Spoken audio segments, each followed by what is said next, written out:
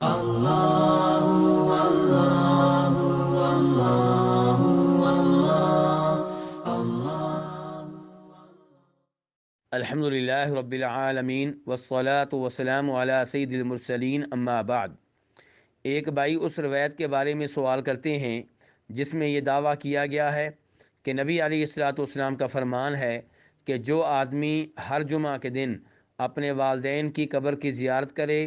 اور وہاں پہ سورہ یاسین کی تلاوت کرے تو اس کی بخشش کر دی جاتی ہے، بلکہ ہر آیت کی تعداد کے برابر اور ہر حرف کی تعداد کے برابر اس کی مغفرت کر دی جاتی ہے۔ تو گزارش یہ ہے کہ یہ روایت من گڑت ہے،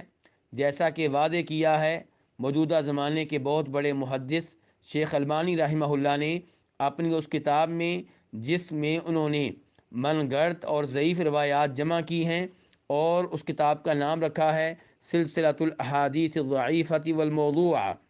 اس میں اس روایت کا نمبر 50 ہے، اور وہاں پہ شیخ البانی رحمہ اللہ نے بڑی تفصیل کے ساتھ گفتگو کر کے وعدے کیا ہے کہ یہ روایت من گڑت ہے اور نبی علیہ الصلوۃ والسلام سے ثابت نہیں ہے، بلکہ ان سے بہت پہلے امام ابن الجوزی رحمہ اللہ اس روایت کو اپنی اس کتاب میں جگہ دے چکے ہیں جس کا نام ہے الموضوعات، یعنی کہ من گڑت روایتیں۔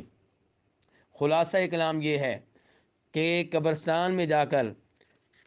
فوت شدگان کے لیے دعا کرنی چاہیے، اور قبروں کو دیکھ کے اپنی موت کو یاد کرنا چاہیے، اور قبر کی زندگی کے لیے تیاری کرنے کا عزم کرنا چاہیے۔ لیکن وہاں پہ تلاوت کلام پاک کرنا، سورہ یاسین پڑھنا، سورہ اخلاص پڑھنا، سورہ بقرہ پڑھنا، یہ تمام امور نہ نبی علیہ الصلوۃ والسلام سے ثابت ہیں اور نہ آپ کے عظیم صحابہ کرام رضوان اللہ علیہم اجمعین سے۔ واللہ تعالی اعلم۔